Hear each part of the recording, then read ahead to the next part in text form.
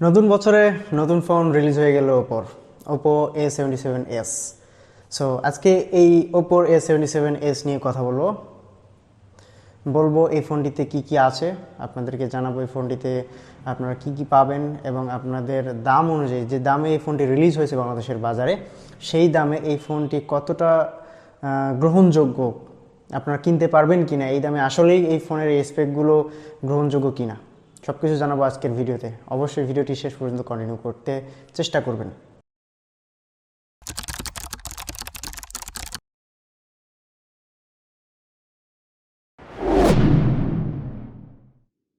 প্রথমেই আমি আজকে বলতে চাই যে আমি যে ফোন রিভিউ করি আসলে আমার কাছে কোনো ধরনের কোনো ফোন থাকে না। ফোন ছাড়াই বিভিন্ন ওয়েবসাইটের তথ্য এবং বিভিন্ন বড় বড় ইউটিউবারদের তথ্যের উপর নির্ভর করে আমি ফোনের স্পেকগুলো আপনাদের সামনে তুলে ধরি। এখন আসা যাক এই ফোনটির ডিজাইনে কি আছে। ওপো A77s যেহেতু নতুন বছরের ফোনটিতে বক্সি শেপের ডিজাইন দেওয়া হয়েছে। বক্সি শেপের ডিজাইনের কারণে ফোনটির আউটলুক একটু প্রিমিয়াম কোয়ালিটির হয়ে গেছে, আইফোন একটু লুক হয়ে গেছে।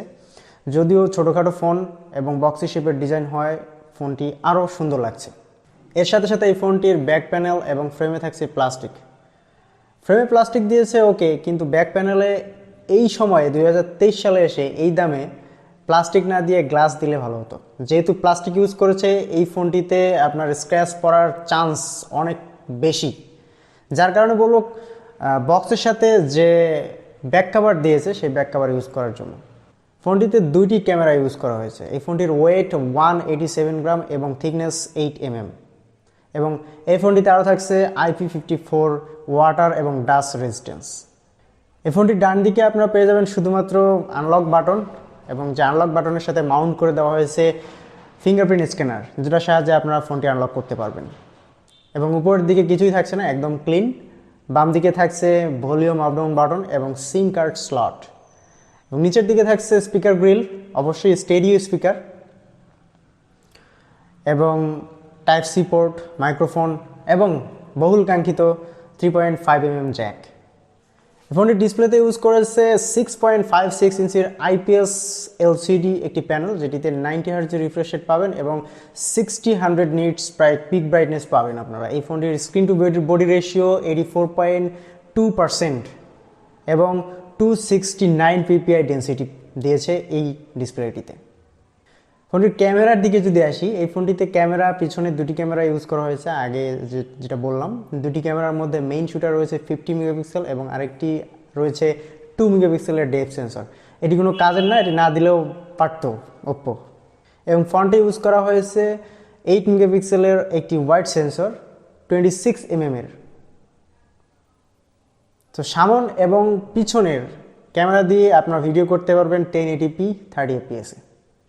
ফোনটিতে র্যাম হিসেবে ইউজ করা হয়েছে 8GB এবং স্টোরেজ ইউজ করা হয়েছে 128GB এবং স্টোরেজ সাইজ UFS 2.0। এই ফোনটির পারফরমেন্স সেক্টরে ইউজ করা হয়েছে স্ন্যাপড্রাগনের 6804G একটি প্রসেসর, যেটি 6 ন্যানোমিটার ফেব্রিকেশনে তৈরি এবং একটি অক্টাকোর প্রসেসর। এবং এখানে জিপিইউ হিসেবে ইউজ করা হয়েছে 610 অ্যাড্রিনো 610। সো এখানে যে স্ন্যাপড্রাগন 6804G একটি প্রসেসর ইউজ করা হয়েছে, এই প্রসেসরটি কিন্তু খুবই ভালো মানের প্রসেসর। বর্তমান বাজার, বর্তমান সিচুয়েশন বিবেচনা করে, বর্তমান দাম বিবেচনা করে, ওভারঅল সব কিছু বিবেচনা করে বর্তমানের যে দামে এই ফোনটি রিলিজ হয়েছে এই দামে এই প্রসেসর গ্রহণযোগ্য। আপনারা এই প্রসেসর দিয়ে হালকা পাতলা গেম খেলতে পারবেন। এই ফোনটিতে আপনারা ভারী গেম খেলতে পারবেন না। যারা ভারী গেম খেলবেন তাদেরকে বলবো আপনারা এই ফোনে না আসাই বেটার। এর থেকে টাকা বাড়িয়ে আপনারা ভালো ফোন নিতে পারেন, ভালো প্রসেসরের ফোন নিতে পারেন। তবে হালকা পাতলা গেম খেলতে পারবেন, day to day task use করতে পারবেন। এই ফোনটি কোনো সমস্যা হবে না আশা করি। এই ফোনটি রান করছে ColorOS 12.1 এবং অ্যান্ড্রয়েড 12। যেহেতু নতুন বছর রিলিজ হয়েছে, আশা করছিলাম এই ফোনটিতে অ্যান্ড্রয়েড 13 আসবে। বিভিন্ন ফোনে আসতেওছে, যেমন নাথিং ফোনে অলরেডি অ্যান্ড্রয়েড 13-এর আপডেট চলে আসছে এবং বিভিন্ন নতুন নতুন ফোনে অ্যান্ড্রয়েড 13-এর আপডেট চলে আসতেছে। ফোনটিতে ব্যাটারি হিসেবে ইউজ করা হয়েছে 5000 mAh এর একটি ব্যাটারি এবং 33 ওয়াটের ফাস্ট চার্জার, যেটি দিয়ে আপনারা অনায়াসেই 1 ঘন্টা 30 মিনিটে ফোনটিকে ফুল চার্জ করতে পারবেন। সো ওভারঅল দিক বিবেচনা করলে দেখা যায় ফোনটির ডিজাইন ওকে আছে এই দামের ক্ষেত্রে, ফোনটির র্যাম ঠিক আছে, ফোনটির ক্যামেরা খুব একটা খারাপ না, পারফরমেন্স ওকে, ব্যাটারি, এর থেকে আর কি বা আশা করেন। বর্তমান যে বাজার, সেই বাজার বিবেচনা করলে এই ফোনটির দাম এবং স্পেক বরাবর ঠিক আছে। আপনারা চাইলে নিতে পারেন, আপনার যদি কারো পছন্দ হয়, আপনারা যদি ডিজাইন পছন্দ করেন। অনেকে আছে কিন্তু পারফরমেন্স দেখে ফোন নেয়, অর্থাৎ ফোনের ভিতরের জিনিস, ভিতরের র্যাম পারফরমেন্স, অর্থাৎ স্ন্যাপড্রাগন প্রসেসর নাকি মিডিয়াটেক প্রসেসর নাকি এক্সিনোস প্রসেসর, এগুলো দেখে ফোন নেয় অনেকে। আবার অনেকে ডিজাইন পছন্দ করে ফোনের ডিজাইন, আউটলুক, র্যাম, বেশি বেশি র্যাম দরকার, ফোনের আউটলুক ভালো হবে, ফোনের ক্যামেরা ভালো হবে, এগুলো দেখে অনেকে ফোন নেয়।